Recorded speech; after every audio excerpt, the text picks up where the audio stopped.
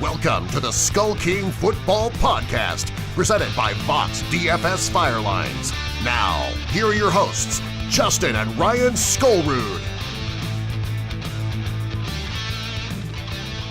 Hello and welcome to yet another episode of the Skull King Fantasy Football Podcast. My name is Ryan Skullrood, and tonight I've got my brother with me, Justin. Say hello, Justin. Hello, everybody. Hopefully week 4 was a little bit kinder to you than that Antonio Brown, Ben Roethlisberger tandem was to me in putting that final nail in my coffin for the week. Yeah, it's I've had a pretty good week so far. I'm still down in the league of record to one of our listeners. I've got I want to say Emmanuel Sanders, Tyreek Hill, and Case Keenum going against the Denver Broncos defense, and I'm 50 points down. Luckily, the Chiefs could put up enough points that the Denver defense could score negative points, so which can really help me out. In the league of record, I have handedly won, but in another league, Keenan Allen is killing me. Jordan Howard and Lamar Miller were total and utter disappointments, with I think 3 points between the two of them. Or no, 5 points between the two of them. Just depressing. And then I put Calvin Ridley and Cooks on my bench. So, yeah, that's why she lost. All right. Well, again, we are the Skull King Fantasy Football Podcast, and we are powered by StatRoute. StatRoute is the place for you to get the best fantasy stats you can find. Make sure to go to statroute.com. It's where we at Skull King Football get all of our stats for our analysis and our research when we're doing our articles and doing our rankings. Really, their stats are second to none with the way you can split everything up, whether it's by weather, who you're going to, their opponent, the defensive coordinator you're going up against, split everything up by position, seasons, this year, the past 3 years, past 5 years, past 10 years. They'll even go to historical players. Their amount of breakdown is absolutely ridiculous. So again, go to statroute.com, sign up for their newsletter, and pretty soon, I believe we'll actually be able to send you guys to them for some signups to actually use their statistics. So again, these guys are absolutely phenomenal, and can't wait to spread more info about them. So yes. All right. So why don't we go ahead and get started with today's headlines? Today's headlines. All right. To start it off, let's see. Oh, here we go. The injury update for Leonard Fournette. It looked like it was a hamstring tightness. Came out of the game, came back in, got injured again, and left the game again. T.Y. Hilton. Basically, yeah. T.Y. Hilton did the exact same thing. Does this cause concern for you in terms of Fournette and his ability to stay healthy throughout the year? It would bring me more concern if we got some sort of clear indication of an injury. I think a lot of this is he is a pivotable. Wow, new word to the Webster's Dictionary. Pivotal part of their offense. Their run first. They've got a quality backup in Yeldon who's been serviceable. So if you've handcuffed Fournette, great. I'm not too concerned. He has been banged up, but Fournette is a thoroughbred running back, not someone that you should be freaking out about. Just a little bumps and bruises, and that's going to happen the rest of the season. All right. While this isn't injury news, it's hard to explain. Mitchell Trubisky threw 5 TD passes in the first half. Yeah. I think and we'll get into this more when we talk about the review and the rewind of the week, but the Fitzpatrick magic, I think, is more out of desperation of their defense being absolutely god-awful. That's why they needed to score so many points, and I think it was hidden by the fact that they were scoring a bunch, but what they did today, I mean, and we'll talk about it a little bit more with the Kings. Mitch Trubisky is the number 1 fantasy player, and I didn't think anyone would have beaten Goff's performance from Thursday. But Trubisky just was throwing dimes, just throwing the ball where only his receivers could catch it, doing what he needed to do. They were also scheming well, and their guys were wide open. I mean, there were times where Trubisky could have widely missed and still thrown a touchdown pass. Yeah, I didn't get to see much of that game. A quick note, by kicking his 566th field goal today, Adam Vinatieri has now made more field goals than anyone in NFL history. Congratulations, Adam Vinatieri. Yay, field goal kickers. Yeah. That's more an NFL congratulations. Will be a first ballot Hall of Famer. There aren't very many field goal kickers in the Hall of Fame to begin with. Yeah. Because the Hall of Fame is like fantasy football. They don't really consider them players. But congratulations, Vinatieri. Tom Brady owes you a lot. All right. Yes, Tyler he does. had to get that shot in.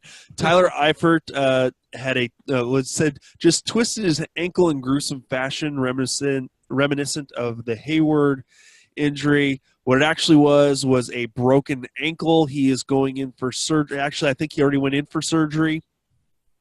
Will end his season.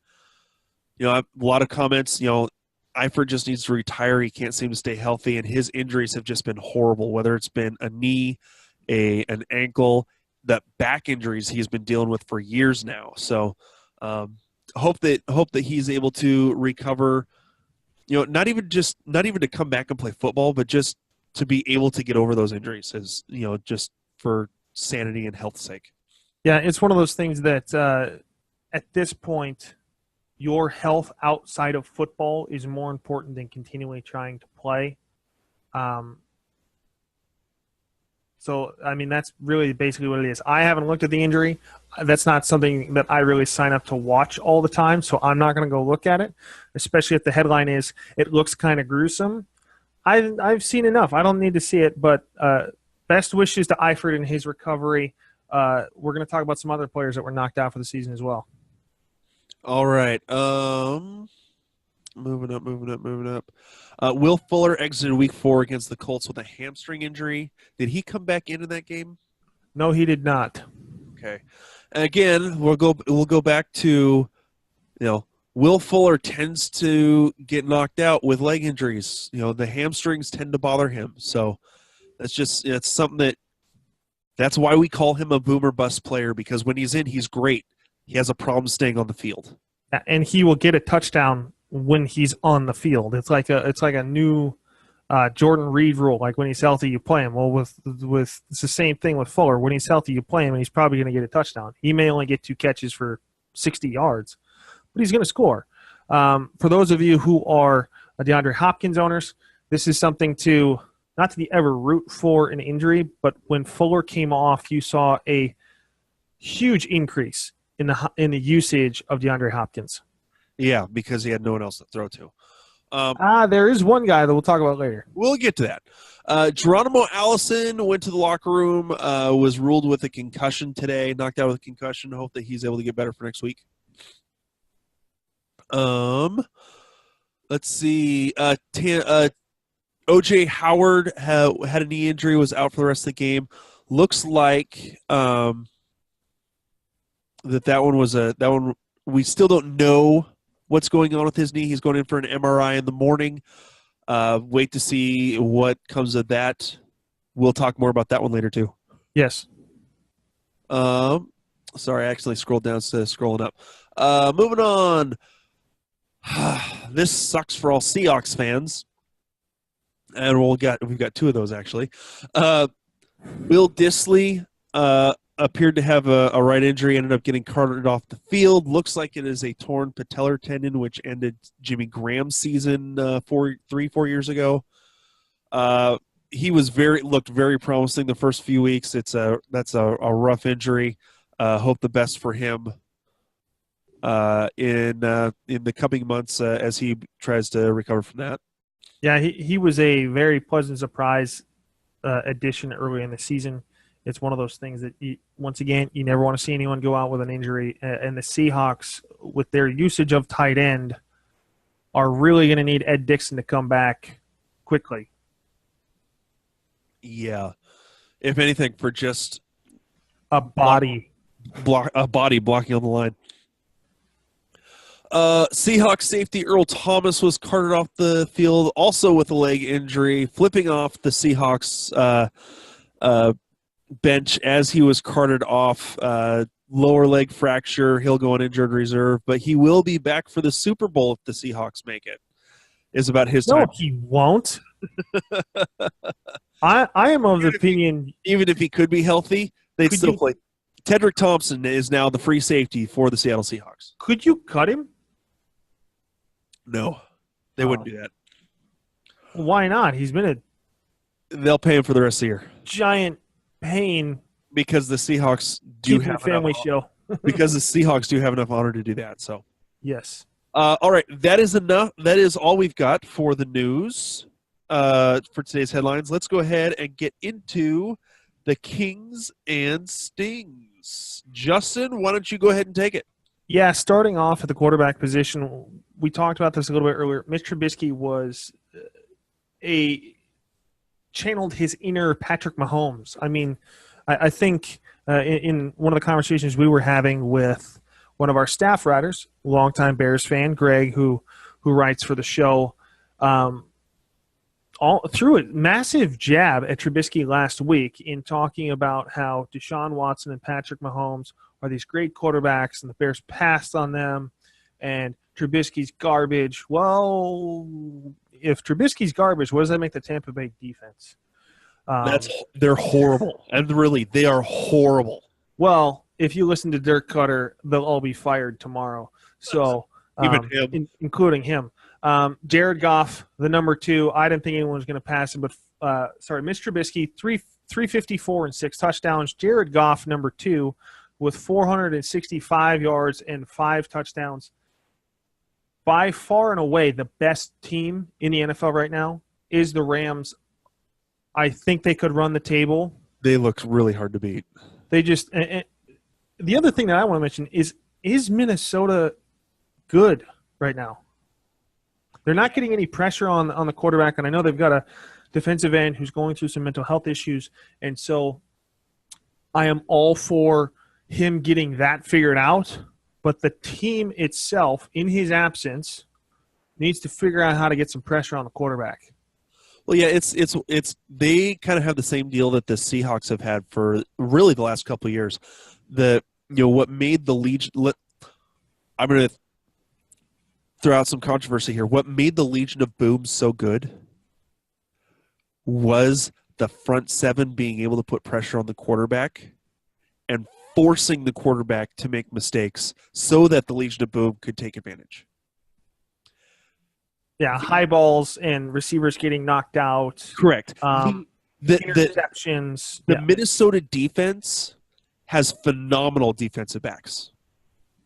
But even they can't cover forever if your front seven can't get the pressure. And I think that's a little bit of what Minnesota is going through right now.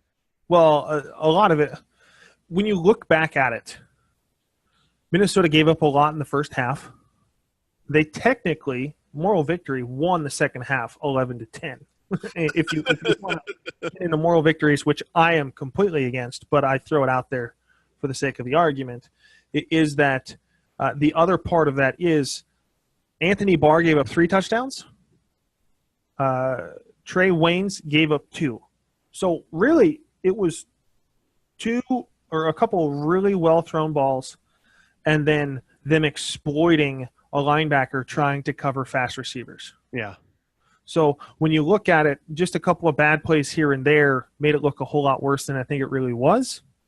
Now, once again, Buffalo gets shut out by the Packers, who are not very good at pass defense, who apparently the Bills just torched the Vikings. But anyway, we'll get back to the Kings. Andrew Luck shows up on the list.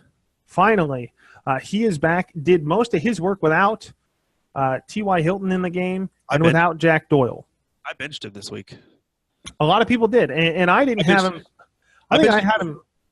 Go ahead. I think I had him below 15 at quarterback. Yeah, I benched him for Andy Dalton, who had a respectable game in his own right. Threw for 3 touchdowns. So. Yes. 4 touchdowns, 1 fumble. Rounding it out, Derek Carr, 437 passing yards, 4 touchdowns, 2 interceptions, and then Kirk Cousins, 422 passing yards, 3 touchdowns, and 1 fumble. The stings, or the most painful quarterbacks of the week, Ryan Fitzpatrick, 126 yards and 1 interception. Now, I'm going to talk about it right now before we get into the weekly rewind. Do you think Fitzpatrick is done, or do you believe that Jameis Winston coming in the second half was more about them getting blown out and trying to get Jameis some work in real life action play to knock off the rust? Yes. Okay, you got to pick one. Which was it more of? Because I agree with you that it was probably both. It's a combination of both. I think a lot of it had to do with they knew that the game was done. Yes. They weren't going to come back from it. Let's see what James can do. Yeah. So it wasn't. I don't necessarily think that Fitzpatrick is done. But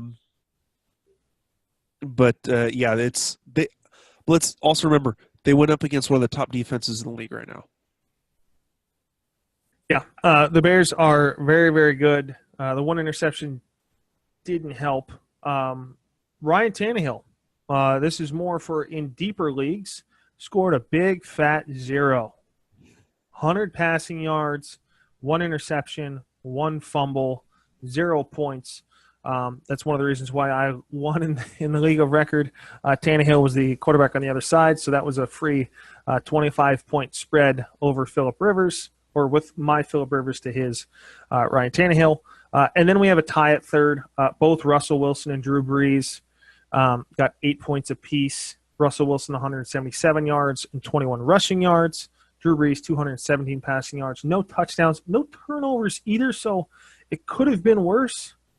But of those 2 quarterbacks, both of these quarterbacks were in my top 12, I believe. I know that Drew Brees was, but Russell Wilson was right there on the cusp of the edge. He was at 13 for me this last week. But this one hurts.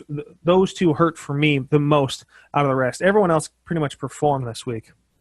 Yeah, I want to say I've kind of fallen off the Russell Wilson bandwagon for a little bit. Where was I? Want to see, trying to figure out where I had him ranked. There's just no weapons right now, and I think that's the primary problem. God, I had him ranked the highest of all of us at number 9. So yeah, but I thought the Arizona defense had been somewhat exploitable. So yeah, and to not get in, well, one of the things also that they're going to look to do, which is why I'm a little bearish on. That's right.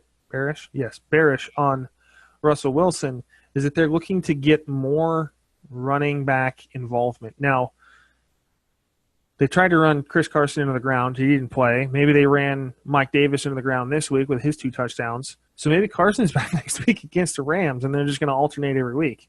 Yeah, who knows? Speaking of running backs, on to the running back kings of the week. And I don't want to predict this is the last week, but I think this is the last week that you will see Alvin Kamara put up these freakish amounts of points. Because Ingram is back. They've got the bye in week 6, but Alvin Kamara comes in with 5 catches, 181 total yards, and 3 touchdowns. He was the offense today. Yeah. And so coming in at number 2, Ezekiel Elliott, 4 catches today, so involved in the passing game, 240 total yards, 1 touchdown. It was the Lions, so table your thoughts there. Melvin Gordon coming in at number 3. The running backs really are no surprise here. 7 catches, 159 total yards, 1 touchdown. Yeah. Rounding it out, James White and Tariq Cohen both respectively get 30 points plus this week as well to round out the elite running backs of the week. One thing that I'll throw out to kind of go back to the Chicago Bears is, Ryan, are you concerned with Jordan Howard's usage right now, considering that Tariq Cohen had the week that he had this week? No, and here's why. I think this was an attempt to get Tariq Cohen going. I think this was more matchup based. They were able to get Tariq Cohen outside. He had more catches. God, what did Tariq Cohen finish with? Like 170 yards or something like that? Because he had 174 total yards. Yeah. So Jordan Howard is still the big back. He is going to get more carries by the end of the year. This was honestly just a matter of trying to get Tariq Cohen involved in the game plan that they have not been able to do in previous weeks. Yeah, they were also doing some other things that they're not really going to use Jordan Howard on, wheel routes, kind of some fly patterns with Tariq Cohen. So they were legitimately trying to get him the ball. They had a cushion, so I think they felt they could do some more things here and there because they were ahead by so much. And why get Jordan Howard hurt? He still got more touches later on, but was not involved hardly at all for most of this game. Yeah. And speaking of the devil, not the devil at all, Jordan Howard, the Brother Bear, comes in as the number one running back sting with 25 yards. He's the number one for me in the most painful because his team scored so many points. If you were not watching the game and you checked your fantasy, you're like, sweet, Jordan Howard's going to have a great game because the Bears just put up a ton of points. You look at your roster and you're like, oh, Jordan Howard had 2 points. Did he get hurt? No, he just 2 points. Wasn't used. 11 carries, 2 points. Wasn't used. They didn't need him. The next two, Dalvin Cook, was a borderline start for me anyway, but I know a lot of people that started him because he was healthy and because of Latavius Murray not doing too much against the Bills. Once again, that was more because I think they only ran 6 rushing plays against the Bills. Minnesota Vikings did anyway, so Murray didn't really get a whole lot of potential work in that game anyway. And then number 3, Kenyon Drake. For as much hype as he got at the beginning of the season, he was non-existent today. 1 catch, a total of 13 total yards. Frank Gore did more damage against the Patriots than Kenyon Drake did. And we're talking about a guy who at the beginning of the season, Case said, oh, we want to get him about 20 to 25 touches a game. Yeah. I think this goes back to every year, somehow, some way, no matter who the coach is, Miami. Someone from Miami gets hyped for having this huge year, and this year the pick was Kenyon Drake. Last year Landry's gone, so last year it was Devontae Parker. The year before that it was Devontae Parker. The year before and genuinely it was Jarvis Landry running his mouth. He did the same thing with the Browns at the beginning of the season where he's like, I think we could run the table. You're the Browns. Win 1 game. Which they did, and honestly, they were robbed of their game today, but we'll get to that later, too. Yeah, we'll get to that later as well. And so on to the wide receivers.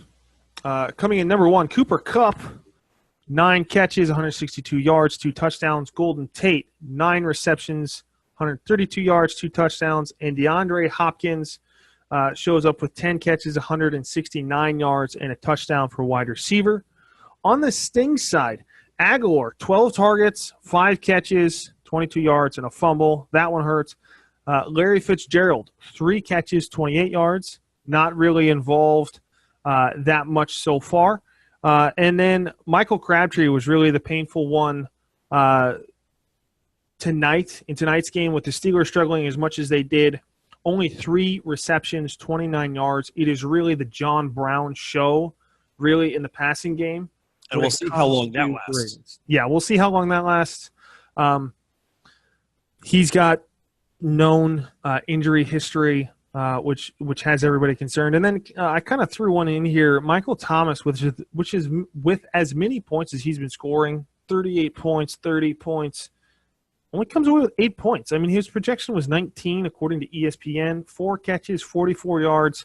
I think this is more about the talent of Janoris Jenkins and how good of a corner he is than it is about Michael Thomas's production dropping in any way. I'd have to agree with you there. Janoris Jenkins is a solid defender, and I mean, and let's be honest, Michael Thomas was on an absolutely unsustainable pace. Like after 3 games was on pace for 200 catches. The record for most receptions in a year is like 146. Which he's still on pace to absolutely obliterate. Yeah, he's on pace to still obliterate that. But at some point, okay, if this is a bad game,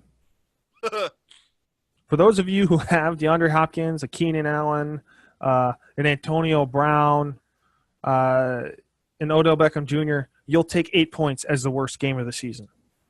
Yes, you will. So, on to the tight ends as we wrap this up pretty quickly. Jared Cook is the number 1 tight end still in fantasy, and I'm officially a believer. I have been rolling Trey Burton out there, and Burton finally scored, but I'm rolling Cook for a while. 8 catches, 110 yards, 2 touchdowns. He is way more involved than Trey Burton is in that offense and more usage. George Kittle, 6 catches, 125 yards, and a touchdown. And we warned you of that when C.J. Beathard was gonna become the quarterback. But hang on, let's table this.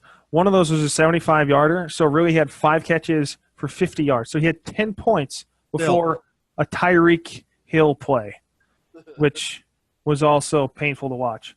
Zach Ertz rounds it out as number 3, 10 catches, 112 yards. He's going to do this consistently now that Wentz is back and healthy. So Zach Ertz is good to go the rest of the season and will probably show up on this list more consistently than any other tight end. The painful ones, most painful, O.J. Howard, number 1 sting of the week, 0 catches, 0 touches, 0 yards. He may cost me the league record. Yep. And so may even cost you next couple of weeks, depending on what the MRI comes out as. Will Dissly comes in as the number 2 most painful because he had been a top 5 tight end so far this season, as hard as that is to believe, considering not a lot of people knew his name coming into the season. And you're going to have to go find a replacement on the waiver wire, so that even hurts more if you had him. Number 3, Austin Hooper. This one is painful because with as much points as Atlanta is going to score, listen to me, they're not going to use Austin Hooper. Nope. At all. So if you've got him, look to move him. That's my opinion. So that rounds out our Kings and Stings. And now we'll get into the rewind and review. All right, moving on to the rewind. Let's pull up. We'll start with we kind of already went over the Minnesota game, didn't we? Yeah, we kind of already did. All right, so we'll start with the next game. Cincinnati and Atlanta. What do you got for What do you have for us, Justin?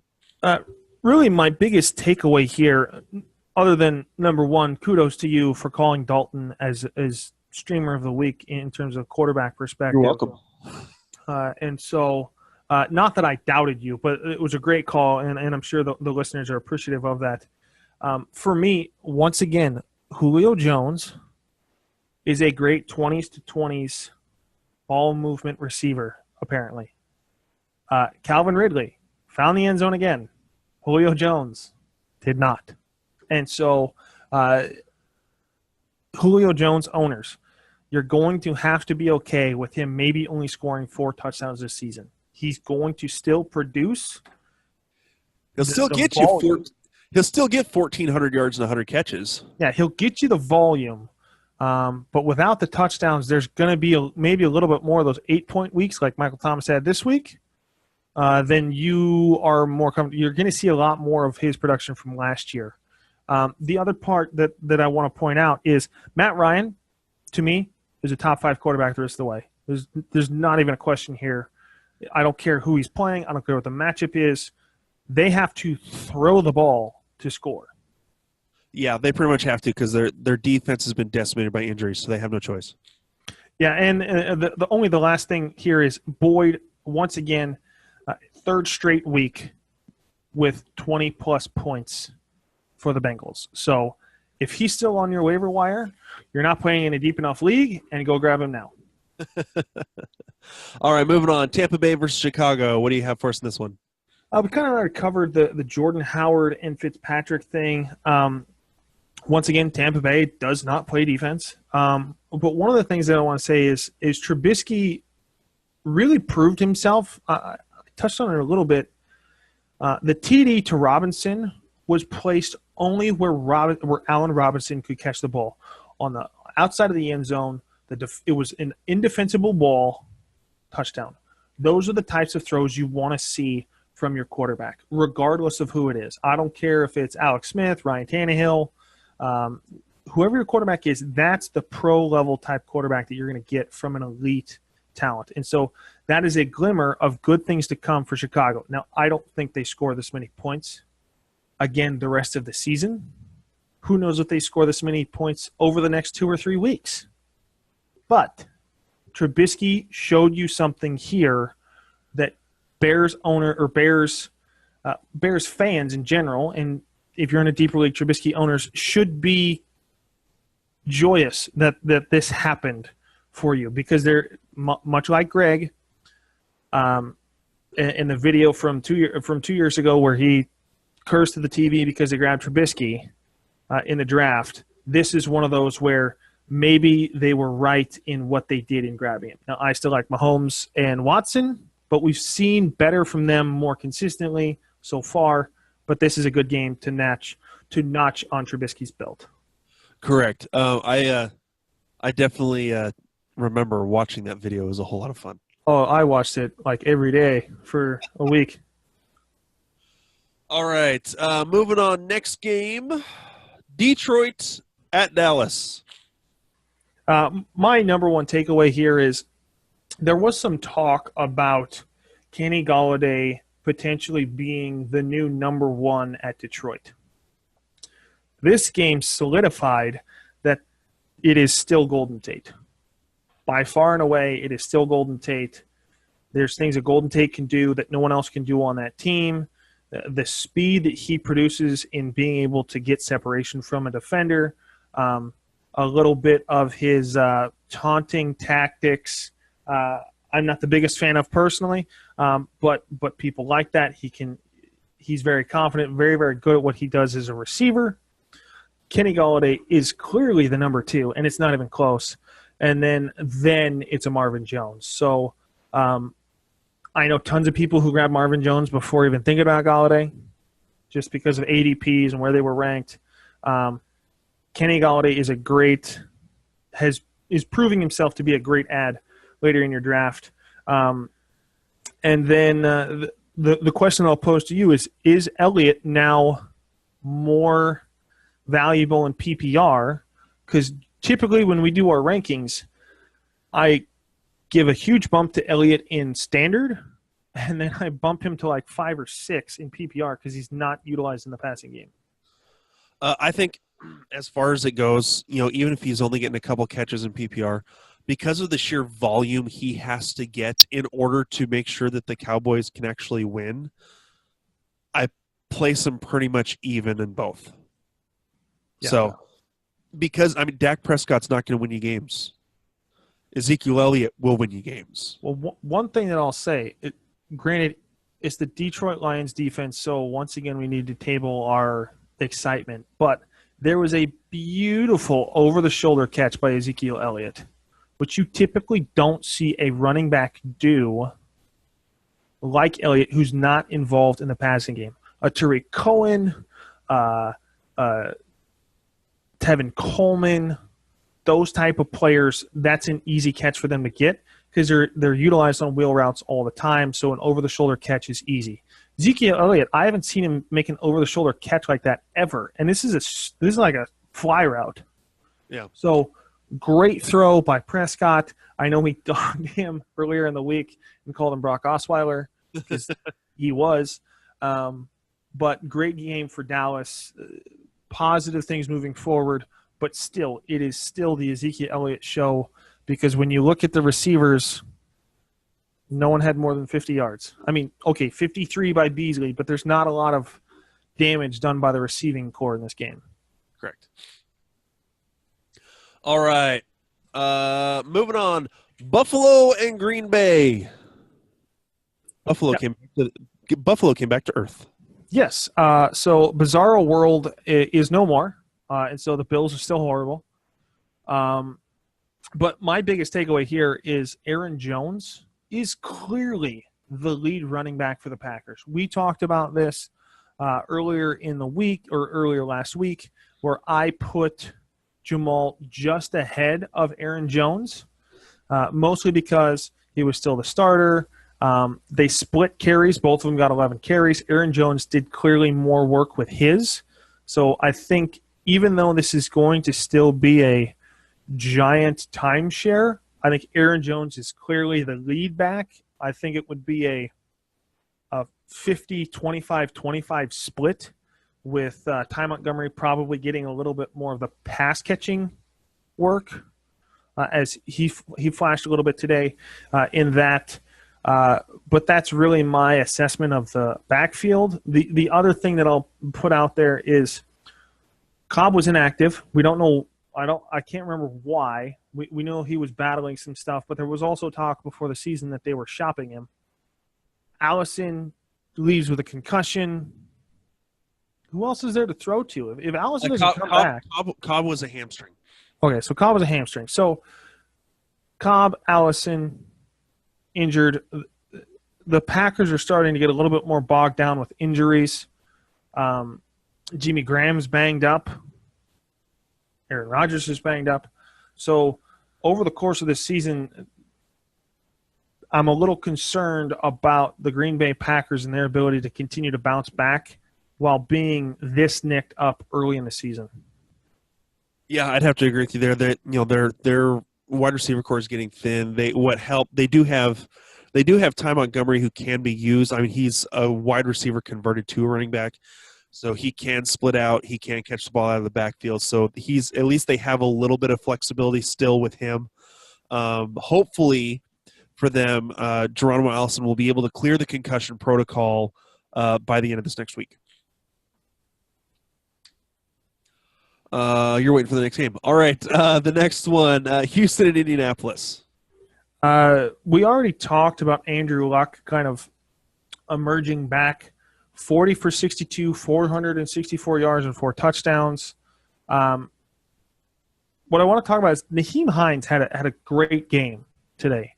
9 catches of 11 targets, 63 yards and 2 touchdowns. Clearly, there is no running game for the Colts. Clearly. And unless Mack comes back Thursday night against the Patriots, I would not get too excited about starting Andrew Luck against the Patriots, because you have the Patriots show that their defense is back, and you can't be one-dimensional against Bill Belichick, even if the Patriots defense is horrible. Yeah, you can't be one-dimensional against them. You have to mix some things up. And if you can't run the ball, Andrew Luck is not going to be able to produce these types of numbers against a Bill Belichick defense without a Doyle. T.Y. Hilton it's already been talked about. He's not going to be back in time to play on a short week. So I'm concerned about the Colts' next game. Great game this week. If you're a Luck owner, be encouraged. If you're a Watson owner, be encouraged. He bounced back, had a pretty good game. Hopkins had a big game. Potentially could have had 2 touchdowns had the ball not just been just out of his reach late in overtime. And then the player I wanted to talk about really quick, Kiki Kuti. I hope I'm pronouncing that correct. I heard it like 1,000 times today, but now that it's as late as it is in the night, ran a ton of quick underneath routes, 11 of 15, 109 yards. He's going to be someone that I look at seriously if I am a Fuller owner at potentially getting some of that same type of production. Potentially, if you need wide receiver depth, a lot of that production, about half of that came before Fuller's injury, so he's still getting worked in, even though Fuller was out. But yeah, that's someone that I would look at potentially grabbing. I got to look at more stuff before I officially make that a waiver wire ad this week. He missed the first 3 games because of a hamstring injury. He's a rookie this year, drafted out of the fourth round, and he was looked to immediately take the number 3. If Will Fuller is gone, he will be the number 2. Yes. So 15 targets in this game. He is a waiver wire ad right now. Yes. All right. Get a little bogged down. Let's try to get through these. New York Jets at Jacksonville. Well, this one's quick. There's not much to say about the Jets. They're not that good. But the one thing that I'll say about the Jags is I think there's a changing of the guard. The last couple of weeks, D.D. Westbrook has really shown himself to be the number one receiver, not Keelan Cole. Not that we were wrong at the beginning of the season, but I think now that we're into the season and seeing more playing, Things have changed. Things have changed. So obviously, we say this all the time, you don't win your league at the draft. You win it. You can definitely lose it at the draft. Oh, yeah, you can. But how you win is what you do as the season progresses. Everyone's going to have a top 3 player probably go down with injury unless you're absolutely lucky, go play in Vegas. But you're going to have to do some things dynamically, and clearly D.D. Westbrook has now taken over as the number 1. And Dante Moncrief is even creeping in at number 2. Yeah, that was – I took Moncrief off my rankings. I didn't even put him in my top 60 this week, and look what happens. Yeah, I think I have to fall to just 70-something for me because I do the top 60 and then I let the rest of them go. Basically, yeah, same thing. So, all right, next game. Miami at New England. Not much to say about this one either. Not much to say. Other than, do you believe that the Patriots played a great game, or do you think that the Dolphins now have proven to be what we originally thought them to be, and not what was hyped over the last week with them being 3-0? I think that with the Dolphins were able to exploit the defenses they were going up against. At home, the Patriots played inspired football today. They also got back Patrick Chung and got one of their defensive linemen. Yeah. So they were their defense was finally more at full strength in order to put more pressure on Tannehill, and I think Tannehill tends to choke in big games anyways.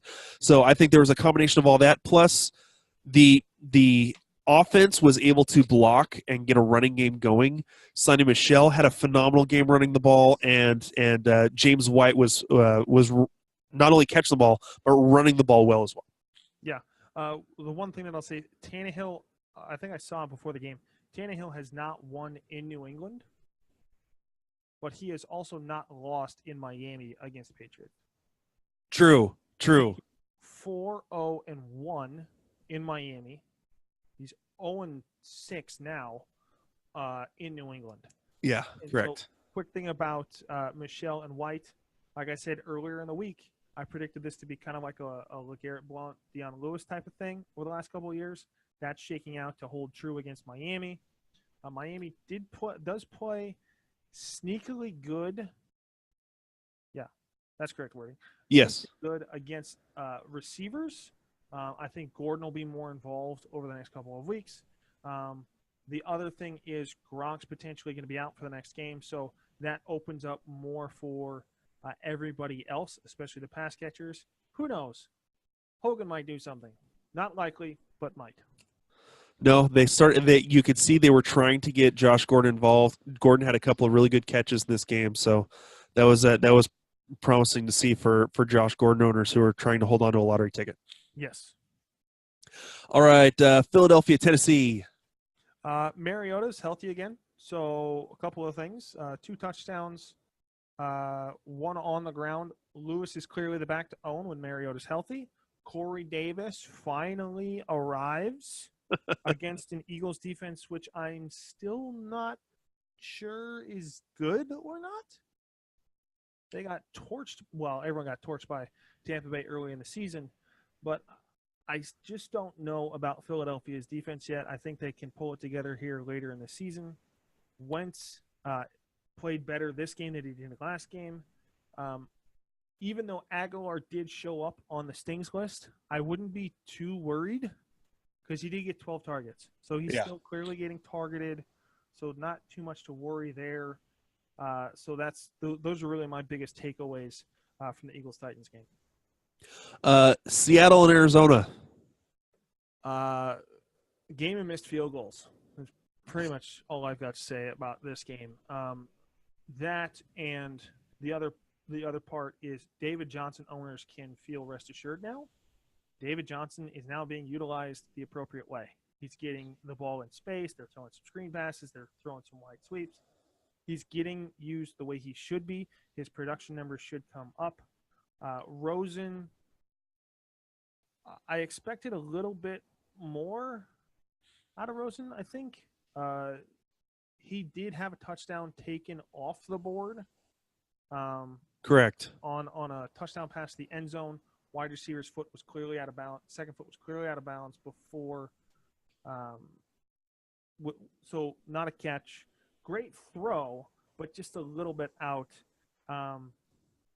So I think the other part is Fitzgerald's got to get either healthy or they've got to find a way to utilize him better as well. Yeah, Fitzgerald had the drop was just so uncharacteristic of him. I think the thing that really stuck out to me though is as long as they have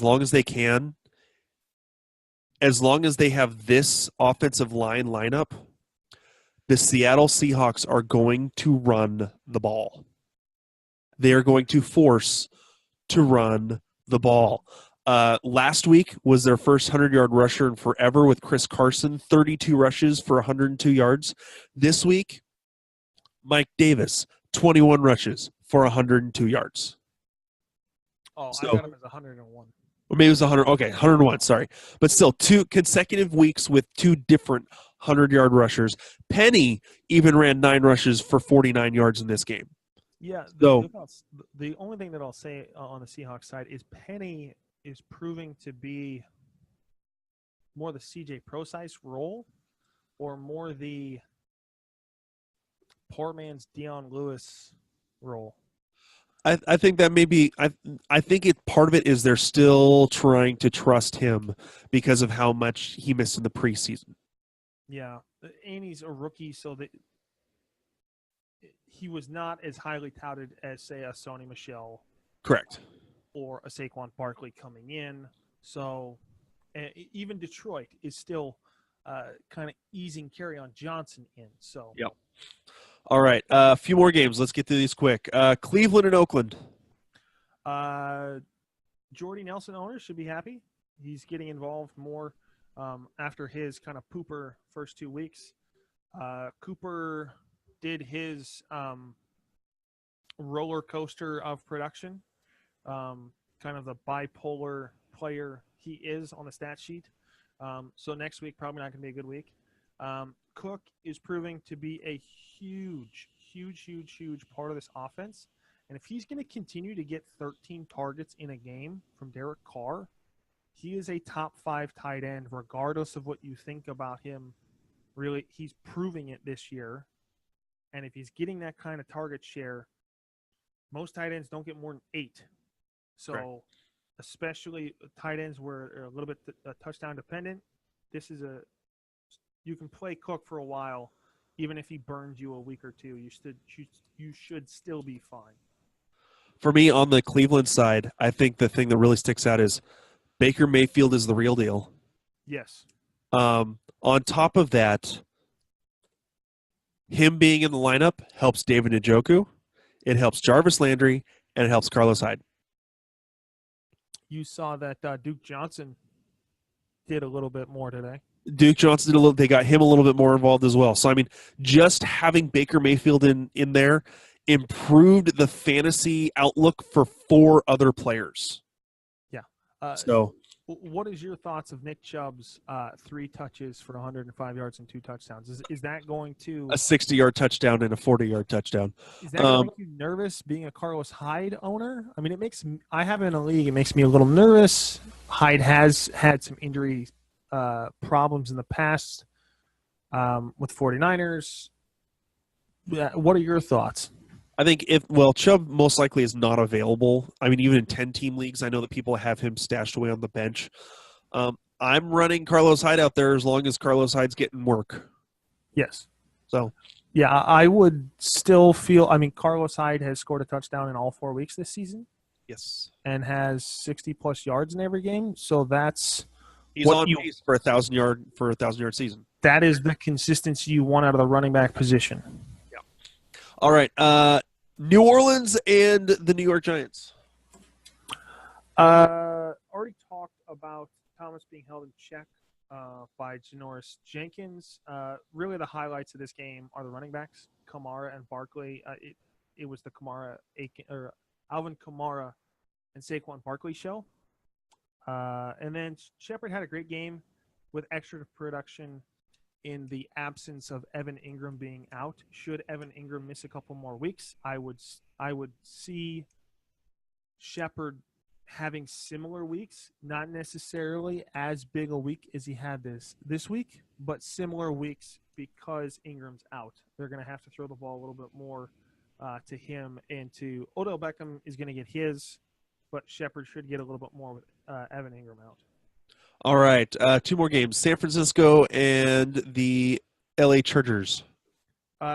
This one for me, my biggest takeaway, I would say, is the lack of production from Mike Williams. With as much work as he got, I even texted you during the game. I'm like, did something happen to Mike Williams and I didn't know about it? Because he hasn't done anything. He's got zero points, and I was going up against him, so I wasn't too concerned. But 1 catch, 15 yards, so 2.5 points depending on fractional scoring. But they need to get him a little bit more involved. Keenan Allen still not scoring consistent touchdowns. Had a little bit of a down week. And then Kittle. He is clearly right now the number 1 receiver/pass catching option for Beathard, which is what we said last week in preparation for this week. Moving forward, don't expect a 75-yard touchdown every week, but expect about 8 targets per game to go to Kittle from Beathard. Yep. All right, and the Sunday night football game, Baltimore and Pittsburgh. Really, I've got one. Ben Roethlisberger kind of broke his home away kind of thing. Yeah, that was definitely something that was interesting to see. For those of you who don't know what we're talking about, Big Ben has I think a 12-plus point average at home than he does on the road, even in 4-point touchdown formats for fantasy. Correct. So yes. He's clearly better at home. He did not have the greatest of games. Once again, the Ravens played much better defense. I think they've fixed some things after struggling a little bit in that one game against Cincinnati. John Brown is a legit receiver that you should add. He should be owned in 90% of leagues. The only thing that's not is 8-team leagues where everyone's roster is too deep anyway. But this was really a classic Ravens-Steelers kind of matchup. Not a lot of points scored. There is some ball movement, but it's going to come down to field goals. All right, and I believe that's it for the rewind. Yeah. Why don't we go ahead and move on to a quick look at the Monday Night Football game. Here we go. Kansas City and Denver. Let me pull up. That was the one thing I didn't pull up was the stats for that. So, yeah. One question I'll throw out to you. Okay. Is, does Mahomes finally turn the ball over? Yes. I think he does once. I think he will throw an interception once. I think he's more likely to fumble the ball. The way he's throwing and the way his receivers are able to get separation from corners, it is more likely that linebacker is going to come off the edge, knock the ball out of his hands, and that's what the fumble is going to be. That very well could be. It's hard to believe they're 9th in offense. I know when you go to NFL.com and they do like the league rankings, and you go to like the matchups and it shows here's where they rank the two teams ranking the league. They're 9th in yards. Who? In offense, the Kansas City Chiefs. Let's remember they don't run the ball a whole lot. They just pass the ball all over the place, and they have a short field. Yeah, they got a short field all the time. However, their defense is 32nd. Their defense is worse, well, before their game tomorrow, than Tampa Bay. Yeah. So, honestly, for me, I'm really looking forward to this game tomorrow night because in the league of record, like I said, I have Tyreek Hill and I have Emmanuel Sanders and Case Keenum going up against the Denver Broncos defense, and I'm down 50 points. I feel good about my chances tomorrow night. Yeah, you've got the number one pass catcher for both sides, and you have the quarterback. So you're looking at maybe 17 points is the projection from what I see for Case Keenum. Got 15 for Emmanuel Sanders. That already puts you at 32. Tyreek Hill is 16. That puts you at 48. And his defense can get -2. Yeah, and that's just if they only hit projection. That's if they don't both break out for big games. Yes, which I think this is a game where Kansas City finally plays a defense. One of the things that I want to throw to you on the other side is, do you think we finally see a lead back emerge from Denver? Or do you think it's still going to be almost an exact 50-50 split between Royce Freeman and Phillip Lindsay? I think it's still, until one of them actually stands out, they're going to keep it at a 50-50. Well, Royce Freeman did stand out after Lindsay got ejected. I understand that. But when they're both in there, Phillip Lindsay is definitely the scrappy, catch it out of the backfield and get yards you wouldn't expect from a little guy. Kind of that Danny Woodhead, Austin Eckler type. Yeah. And Freeman is a natural runner. He is fun to watch when he's got the ball in his hands. But he's not as good catching the ball out of the backfield. So again, I think it's a pretty even split, to be completely honest. Until one absolutely emerges or one of them goes down with injury, it's going to be pretty even in my opinion. Yeah, this is one of those games where I'm leaning more towards Patrick Mahomes still having a good game, but I think he's coming to earth a little bit. Is he going to come to earth a little bit? I think it's 3 touchdowns through the air. There's always the threat of a deep bomb to Tyreek Hill. Yep.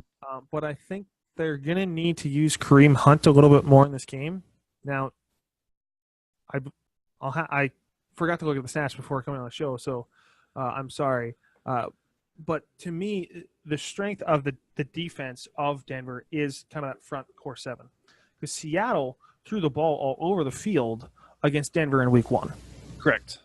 So it's not the corners that are the strength of the defense. So if there's a way to beat this if there's a way to beat this defense, it's through the air. But it's also in Denver.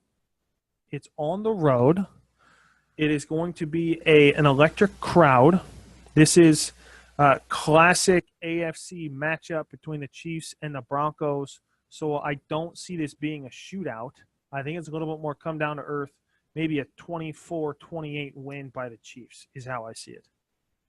I can see that. I think that it's possible that Mahomes comes back to earth. This is still going to be a solid game. I think that Tyreek is still going to get his yards. The thing that makes Hill so dangerous is that he's also the punt returner. So yes. But yeah, I could see this being a little bit closer in some of the previous games, but I could also see it being a shootout again. Simply partially because of how bad the defense is for Kansas City. So yes. All right, well that's all I got. You good? That's it for me. All right. Well, once again, we are the fantasy football, the Skull King Fantasy Football Podcast. If you can't tell, I've been sick all day. A little out of it. All right. We're the Skull King Fantasy Football Podcast. My name is Ryan. And I'm Justin. And we want to thank you guys for taking the time to listen. We will talk to you guys later. Have a good one. Hey, Skull King Nation. Thank you for listening to the Skull King Football Podcast. Did you like this episode? If so, be sure to go to iTunes, Stitcher, Google Play, and YouTube to subscribe. Also, please leave us a rating and reviews to let us know how we can better help you rule your leagues.